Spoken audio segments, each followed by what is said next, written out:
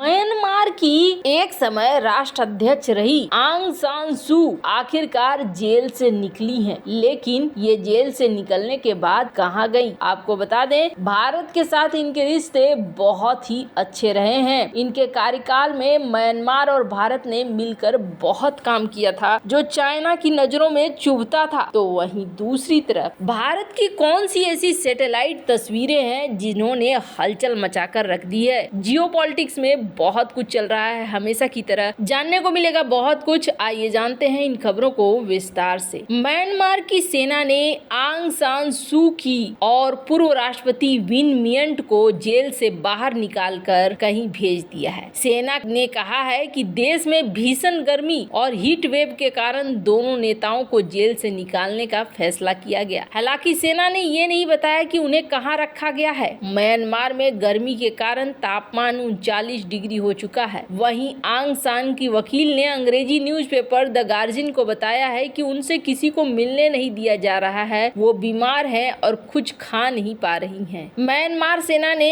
1 फरवरी 2021 को तख्ता पलट कर दिया था। इसके बाद स्टेट काउंसलर आंग सान सू और राष्ट्रपति विन मिंट समेत कई नेताओं को गिरफ्तार कर लिया गया था। उन पर तब 1 दर्जन से ज्यादा मुकदमे दर्ज किए गए थे। इनमें से कई मामलों में उन्हें दोषी ठहराया गया। वो फिलहाल राजधानी नेपिता में 27 साल की सजा काट रही हैं। इसके बाद मिलिट्री लीडर जनरल मीन आंग हलिंग ने खुद को देश का प्रधानमंत्री घोषित कर दिया। सेना ने देश में 2 साल के लिए आपातकाल की घोषणा की, हालांकि बाद में इसे बढ़ा दिया गया। दरअसल म्यांमार में नवंबर 2020 में आम चुनाव हुए थे। इनमें आंग सान सू की पार्टी ने दोनों सदनों में 396 सीटें जीती थी। वहीं विपक्ष की union solidarity and development party ने दोनों सदनों में मात्र 33 सीटें ही जीती थी। इस पार्टी को सेना का समर्थन हासिल था। नतीजे आने के बाद सेना ने इस पर सवाल खड़े कर दिए। सेना ने चुनाव में सू की पार्टी पर धांधली करने का आरोप लगाया था। चुनाव नतीजों के बाद से ही सरकार और सेना के बीच मतभेद शुरू हो गए, जिसके बाद सेना ने तख्ता पलट कर दिया। पीस रिसर्च इंस्टीट्यूट की रिपोर्ट के मुताबिक म्यांमार में साल 2021 में हुए तख्ता पलट के बाद से सेना 6000 लोगों को मार चुकी है। म्यांमार लगातार विरोधियों को फांसी की सजा भी दे रहा है। द गार्जियन की रिपोर्ट के मुताबिक म्यांमार में हवाई हमले रोज की कहानी बनने लगे हैं। सेना अपने विरोधियों को ढूंढने के लिए कोई कसर नहीं छोड़ रही है। और अब क्या हो रहा है? अब स्थिति ये हो रही है कि म्यांमार के हालात खराब होते जा रहे हैं, हाथ से सब कुछ छूटता जा रहा है। और अब एक तरफ देख सकते हैं भारत ने भी अपनी आर्मी को अलर्ट मोड में डाल दिया है, तो वहीं देखने को मिल रहा है कि चाइना भी अब बॉर्डर के इलाके में लगातार यहाँ पर एक्सरसाइज कर रहा है। चीन की आक्रामकता को काउंटर करने के लिए भारत तेजी से अपनी सैन्य क्षमताओं को भी बढ़ा रहा है और इसी के कारण भारत ने साल 2021 में अपने तीसरे स्वदेशी परमाणु संचालित आक्रमण पनडुब्बी को लॉन्च किया है। लेकिन अब लेटेस्ट सैटेलाइट तस्वीरों में समुद्र के अंदर भारत की ये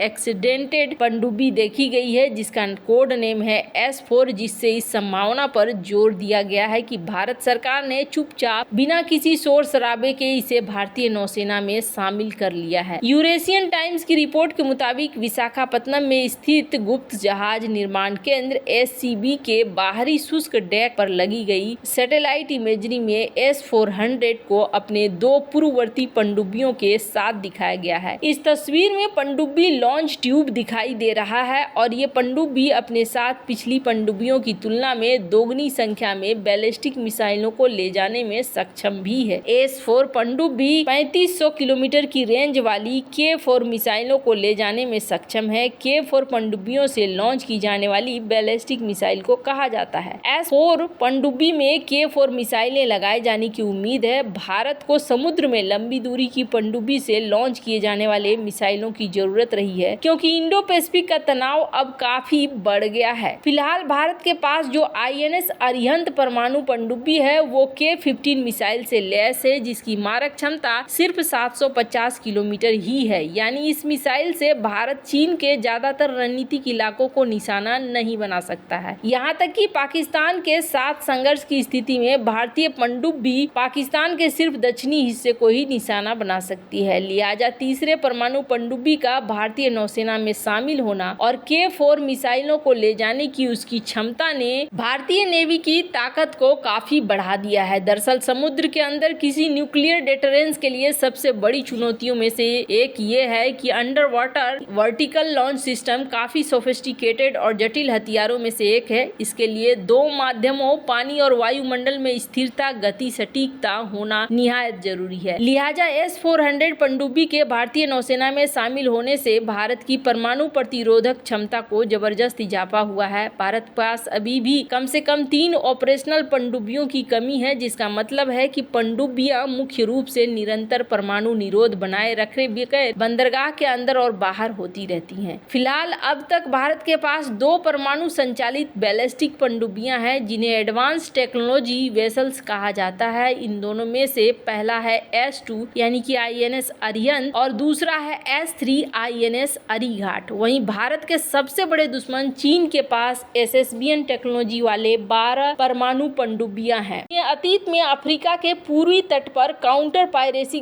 गश्ती के लिए तैनात किया गया था। हालांकि चीनी पनडुब्बी रोधी युद्ध अभी शुरुआती चरण में है। भारत के लिए खतरे के आकलन को देखते हुए SSBN nuclear response action nuclear action की गारंटी देता है और ये बेहतरीन स्ट्राइक क्षमता के साथ इनके पास काफी लंबे तक समुद्र के अंदर छिपे रहने की क्षमता होती है। भारतीय सेना के एक अधिकारी के मुताबिक परमाणु प्रतिरोध के लिए पनडुब्बियों को हमेशा गश्त पर रहना होगा। अगर अरिहंत ही अकेला बंदरगाह पर आता जाता रहेगा तो इसका मतलब है कि हमेशा परमाणु प्रतिरोध करने में फेल हो रहे हैं। यूरेशियन टाइम्स से बात करते हुए भारतीय अधिकारी ने कहा कि हमें अभी 3 से 4 SSBN की जरूरत है ताकि हम एक को गश्त पर रख सकें, जबकि एक बंदरगाह पर स्टैंड बाय में मौजूद हो, एक गश्त के लिए जा रहा हो और एक गश्त खत्म करके वापस लौट रहा हो। साल 2021 में भारत ने चुपचाप S-4 SSBN पनडुब्बी लॉन्च किया था। ब्रिटिश डिफेंस अखबार जेन्स ने 29 दिसंबर 2021 को रिपोर्ट दी थी कि S-4 को 23 नवंबर को लॉन्च किया गया था और इसे फिटिंग आउट घाट के पास ट्रांसफर कर दिया गया था, जिस पर वर्तमान में दूसरी ऐसी परमाणु सशस्त्र मिसाइल पनडुब्बी INS अरीघाट का कब्जा था। भारत की ये पनडुब्बी लॉन्च इसलिए सीक्रेट है क्योंकि अभी तक इसका नाम नहीं रखा गया है। इसे S-4 पनडुब्बी ही कहा जाता है। ब्रिटिश प्रकाशन जेन्स ने अपनी रिपोर्ट में बताया है कि सैटेलाइट इमेजनरी से पुष्टि की है कि S-4 पनडुब्बी की क्षमता 7000 टन है और ये INS अरिहंत जिसकी क्षमता 6000 टन है उससे थोड़ा बड़ा है। INS अरिहंत की लंबाई 111.6 मीटर है, जबकि S-4 की लंबाई 125.4 मीटर मापी गई है। भारत की पहली स्वदेशी पनडुब्बी INS अरिहंत एक 6000 टन का जहाज है जो समृद्ध यूरेनियम से ईंधन वाले 83 मेगावाट दबाव युक्त प्रकाश जल रिएक्टर द्वारा संचालित है। यह 11 मीटर बीम के साथ 110 मीटर लंबा है और पानी के भीतर 24 समुद्री मील की रफ्तार से यात्रा कर सकता है। INS अरिहंत को 2009 में लॉन्च किया गया था और 2016 में इंडियन नेवी में कमीशन किया गया था। पानी के अंदर भारत अपने न्यूक्लियर ताकत को काफी तेजी से बढ़ा रहा है ताकि हर हाल में चाइना को रोका जा सके। वैसे आपको क्या लगता है इन सब मामले में, आपकी क्या राय है? कमेंट कर जरूर बताएं। जल्द मिलते हैं अगली वीडियो में नई खबर के साथ।